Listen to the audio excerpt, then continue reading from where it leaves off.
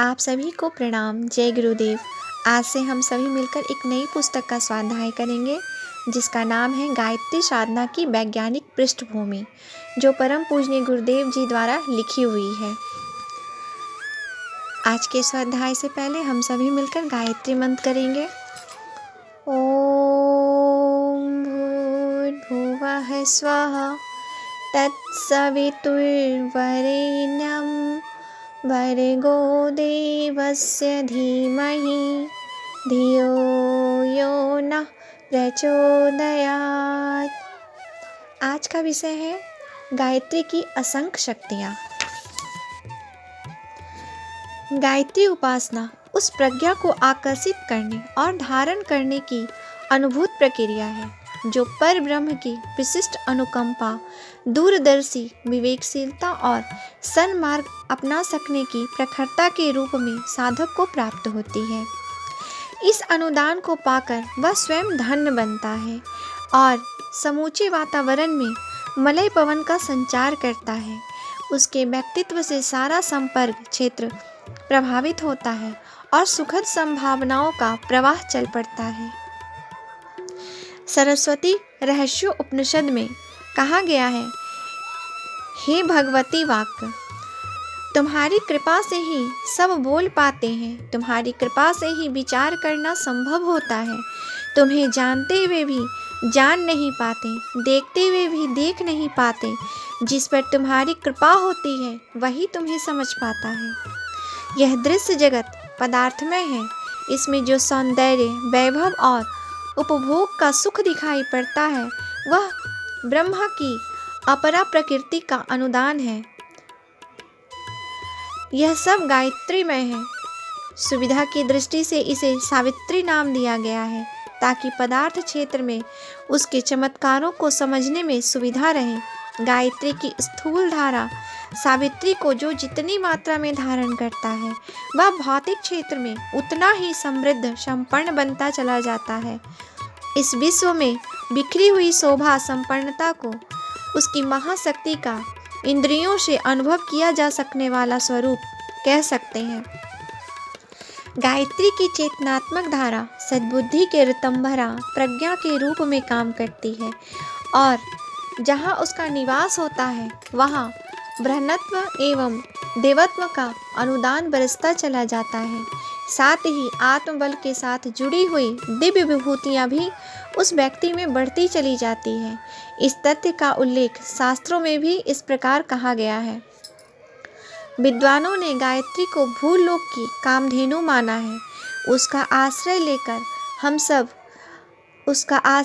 हम सब कुछ प्राप्त कर सकते हैं। हे गायत्री, तुम तेज रूप हो, निर्मल प्रकाश रूप हो, अमृत एवं मोक्ष रूप हो, चित्तवृत्तियों का निरोध करने वाली हो, देवों की प्रिय आराध्या हो, देव पूजन का सर्वोत्तम साधन हो। हे गायत्री, तुम इस निखिल ब्रह्मांड की स्वामिनी हो। स्वामिनी होने से एक पदी, वेद विद्या की आधारशिला होने से द्विपदी, समस्त प्राण शक्ति का संचार करने से त्रिपदी और सूर्य मंडल के अंतर्गत परम तेजस्वी पुरुषों की आत्मा होने से चतुष्पदी हो। रज से परे हे भगवती, श्रद्धालु साधक सदा तुम्हारी उपासना करते हैं।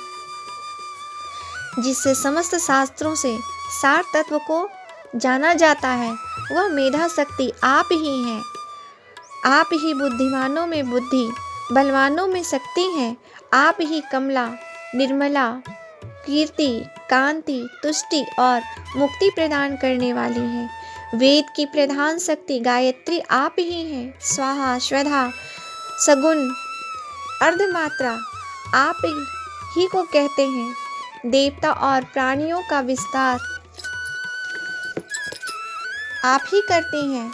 देवता और प्राणियों का निस्तार आप ही करती हैं। आप ही वेद और तंत्र, अगम और निगम रचे हैं। आपने ही वेद और तंत्र, अगम और निगम रचे हैं।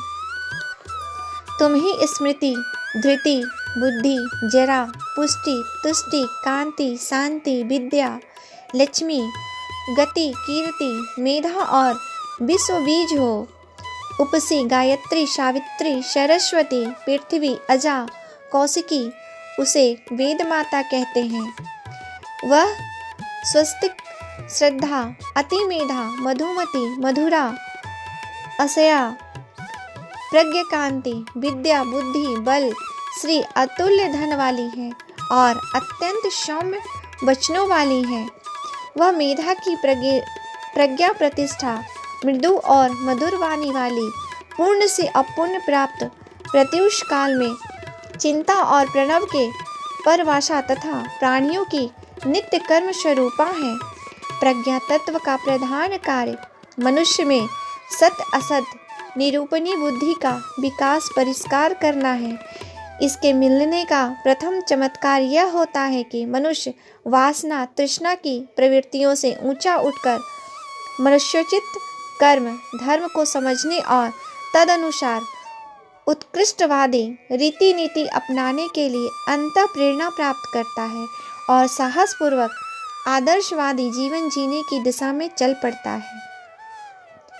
ऐसे व्यक्ति स्वभावतः दुष्कर्मों से रहित हो जाते हैं और उनके क्रियाकलापों में से फिर अवांछनीयताएं एवं एक प्रकार से चली ही जाती है।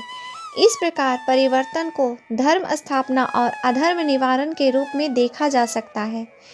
हे राजन, जो इस स्वर्ग गुण संपन्न परम पुनीत गायत्री के तत्व ज्ञान को समझकर उसकी उपासना करता है, उसका संसार में कभी पतन नहीं होता। मस्तिष्क को, सिर को गायत्री का केंद्र संस्थान बताया गया है। इस प्रतिपादन का तात्पर्य गायत्री को दूसरे शब्द में विवेक युक्त बुद्धिमता ही ठहराया गया है। सिर उसी का तो स्थान है। कहा भी गया है, यह बुद्धि ही संसार के समस्त कार्यों में प्रकाशित है। इसी की बड़ी सामर्थ्य है। आज का विषय है गायत्री का निवास शिरोभाग।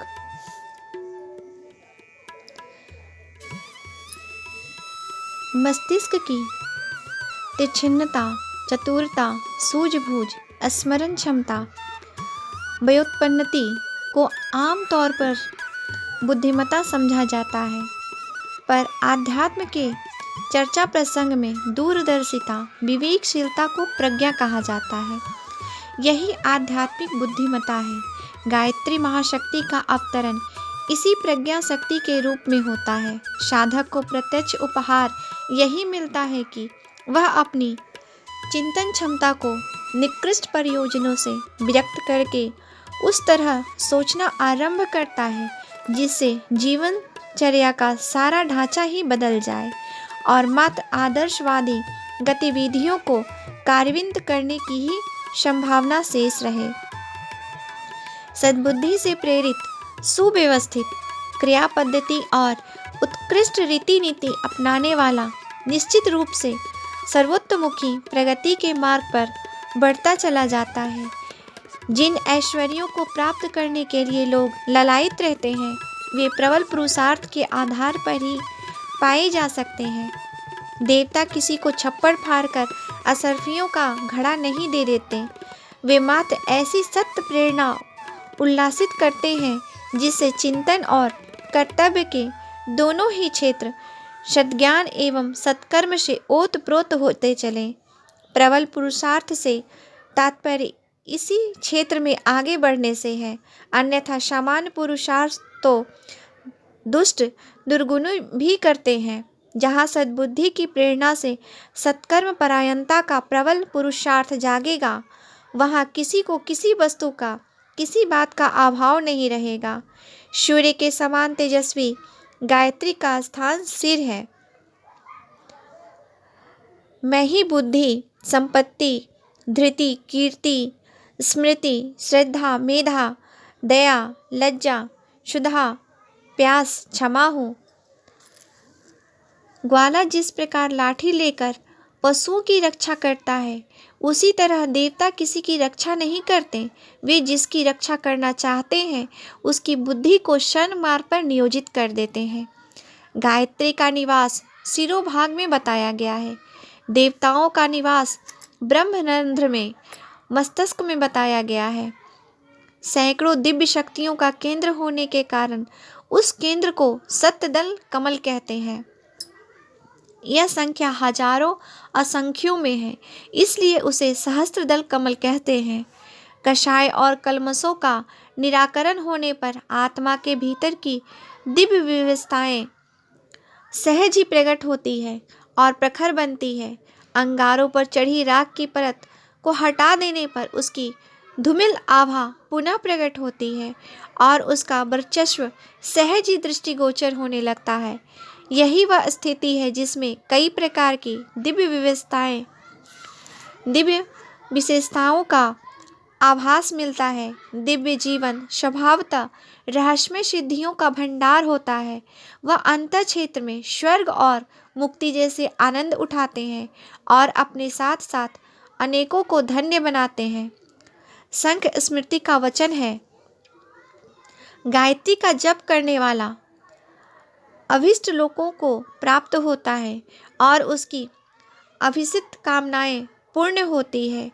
गायत्री वेद जननी है, पापों का नाश करने वाली है। इससे बड़ी पवित्र करने वाली शक्ति न इस लोक में है और न स्वर्ग लोक में। नरक रूपी समंदर में गिरे हुए को वह हाथ का सहारा देकर उबारती है। अतएव गायत्री की नित्य उपासना करनी चाहिए और हवन करना चाहिए। गायत्री जप करने वाला कमलवत रहता है, उसके ऊपर पाप नहीं चढ़ सकता। गायत्री जप से निसंदेह समस्त सिद्धियां प्राप्त होती है। अन्य कोई साधना न भी करे तो भी ब्राह्मण गायत्री का आश्रय लेकर भव सागर पार हो जाता है। इस उपासना से स्वर्ग भी मिलता है और मोक्ष भी। नित्य नियमित रूप से गायत्री की भक्ति पूर्वक जप साधना करनी चाहिए। गायत्री मंत्र में जिस प्रज्ञा को धियो शब्द से संबोधित किया है और अंतर चेतना के कण कण में ओतप्रोत करने की घोषणा की है, उसी की शास्त्रकारों ने अन्यंत्र ऋतंभरा, प्रज्ञा, भूमा आदि नामों से चर्चा की है। यह शब्द सामान्य व्यवहार बुद्धि के लिए प्रयुक्त नहीं होते। चतुरता, कुशलता एवं जानकारी की जो शिक्षा स्कूल, कारखानों एवं बाजारों में सीखने को मिलती है, प्रज्ञा उसे सर्वथा भिन्न है। जिस विद्या के आधार पर आत्मबोध होता है, जीवन का महत्व स्वरूप, लक्ष्य एवं उपयोग विदित होता है, सत्य असत्य का, उचित अनुचित का भेद कर सकने वाली निर्छीर विवेचनी वृत्ति विकसित होती है, उसी को गायत्री कहा जाता है। गायत्री उपासना द्वारा प्रज्ञा शक्ति प्राप्त करने के साथ साथ साधक को वो सभी विशिष्ट क्षमताएं प्राप्त होती है जिनका वर्णन विधा के अवगाहन तथा योग तप आदि के साधन विधान के साथ जुड़ा हुआ है।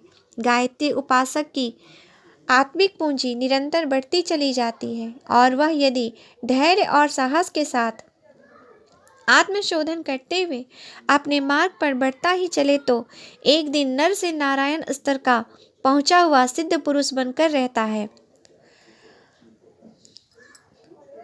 आप योग निद्रा, योग रूपा, योगदात्री हैं, जो कि योगियों को योग प्रदान करती है। आप सिद्धों को सिद्धियों की देने वाली हैं। आप सिद्धज और सिद्धियों की योगिनी हैं। आप विद्वानों की विद्या और बुद्धिमान सत्पुरुषों की बुद्धि हैं। जो प्रतिभा वाले पुरुष हैं, उनकी आप मेधा, स्मृति और प्रतिभा के रूप वाली हैं। आप ब्रह्म आदि समस्त देवताओं द्वारा पूजित हैं। ब्राह्मणों में ब्रह्मत्व और तपस्वियों में तप आप ही हैं। बृहदारण्यक उपनिषद में गायत्री को ब्रह्म विद्या का, वेद विद्या का, पर ब्रह्म शक्ति का स्वरूप बतलाया गया है और कहा गया है कि इस महाशक्ति का आश्रय लेकर साधक ब्रह्म तेज का अधिकारी बनता है और वह सब कुछ प्राप्त कर लेता है जो इस संसार में पाने योग्य है। आज के लिए यहीं तक। आप सभी को प्रणाम। जय गुरुदेव।